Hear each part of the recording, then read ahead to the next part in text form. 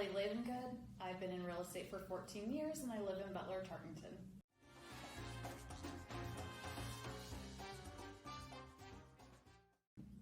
In the past 3 months, I've pended 7 homes for buyer clients, and those have ranged in price from $220,000 to $660,000.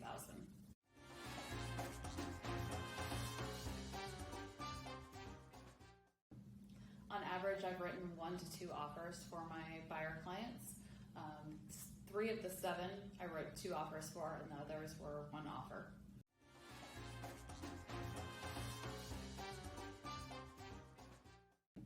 I find it really important to sit down with my clients and go through a really strong buyer consult where we talk through the process, what to expect. I sell in popular areas, so multiple offers have been really common the last few years. So that's something I've been consulting with my buyers on for quite a while. I feel like I write pretty good offers for my clients. I have a good track record of those being accepted, but in April I lost 3 competitive offers in a row. And I got a little down about it, and then I got mad, and then I decided to try to figure out how to fix it. And I created a list of tips and tricks for my clients so that everything was in one place. I made sure I gave everybody the same information, and it saved me both time and made sure that that information was in a digestible format for my clients where they could go through and figure out what they were comfortable with, understand what the market is and what different types of things sellers are seeing in offers to figure out how to write their best offer that they're comfortable with. So they almost treated it like a menu of services. And I won my next 4 offers after putting together that list. So it's been really helpful to have that. So just trying to make sure I'm pivoting with the market and providing as much information as I can to my clients.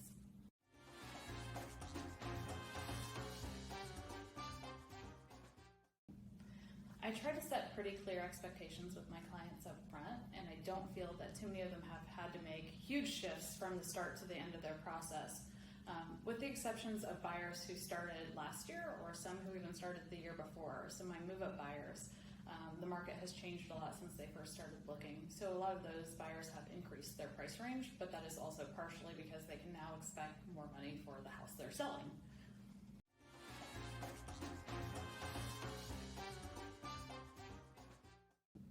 I'm very tenacious, and so if something isn't working, I'm going to switch gears until I figure out what does.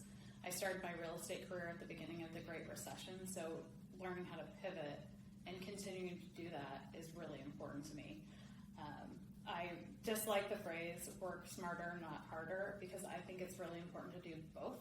I'm at a stage in my career where my clients are benefiting and my team is benefiting from my experience in the industry. But that doesn't mean that I'm not still out pounding the pavement for my clients. And both to find business or to find inventory, so many of my clients will be sellers if I can find them something to buy. So I'm doing everything I can to get them into a home.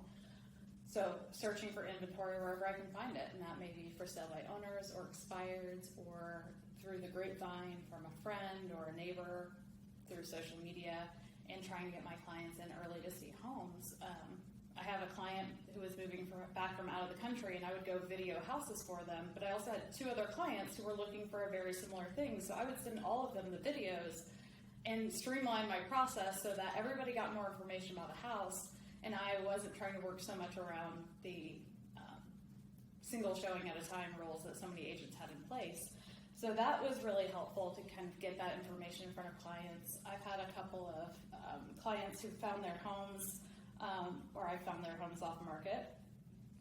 So one of my favorite victories from this spring is what I call the lemonade house. I interviewed for a listing, and they went with another agent that they had a closer personal connection with.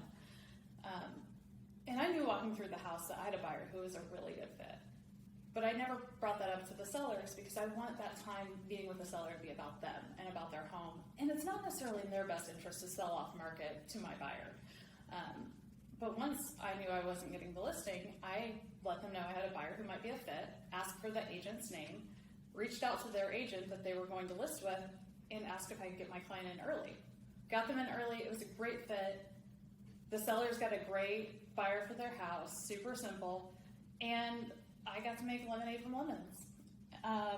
Another one of our buyers this spring bought the rental that they were living in and had lived in for a few years.